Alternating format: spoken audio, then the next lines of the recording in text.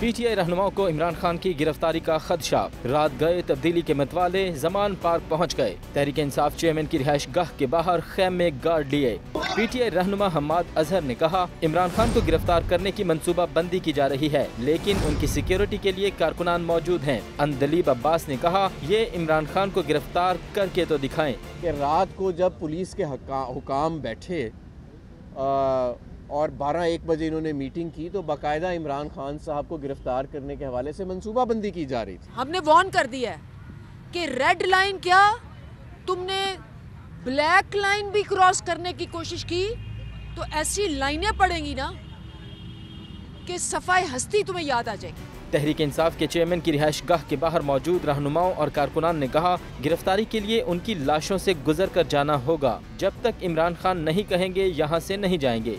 हम उनके लिए हर टाइम मौजूद हैं यहाँ पर, और हम जब तक हमने खान साहब नहीं कहते जाने के लिए तब तक हम नहीं जाएंगे। हम रात 2 बजे से आए हुए हैं।